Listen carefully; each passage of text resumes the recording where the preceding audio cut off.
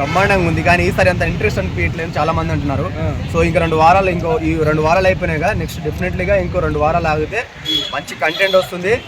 కాకుండా బిగ్ బాస్లో సరైన వ్యక్తులు లేరు అనిపించింది నాకు, అంత దమ్మున్న కంటెంట్ ఆటగాళ్ళు లేరు. ఇంకొకటి ఈసారి బిగ్ బాస్ కొంచెం ఫ్లాప్ అవ్వడానికి ఒక రీజన్ అయితే ఉంది. సో కన్నడ వాళ్ళని తీసుకోవడం, నాకైతే అసలు బ్రహ్మాండమైన ఇంగ్లీష్ రాదు. బ్రహ్మాండమైన ఇంగ్లీష్ వచ్చి ఉంటే నేను బ్రహ్మాండంగా చదువుకొని ఏదో ఐఏఎస్ ఐపీఎస్ అవుతుండే.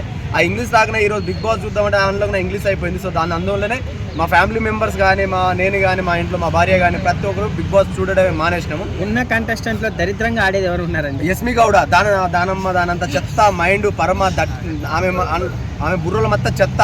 ఎందుకంటే అసలు ఆమెకు మైండే లేదు, అసలు మైండ్ ఉన్న ప్రవర్తిస్తుందో మరి బిగ్ బాస్ కి ఆమె ఏమైనా లింక్ ఉందో నాకు తెలియదు. కానీ బిగ్ బాస్ అదే కదా, బిగ్ బాస్ కి ఆమె ఏమైనా మ్యూచువల్ అండర్స్టాండింగ్ చేసిన తప్పేంటి సార్? డెఫినెట్లీగా చెప్తున్నా, ఆమె చేసే ప్రతిదీ తప్పే. ఒక గేమ్లో నిజంగా నేను గేమ్ మనం చూసుకుంటే నబిల్ చాలా బ్రహ్మాండంగా ఆడిండు, కానీ నబిల్ విషయంలో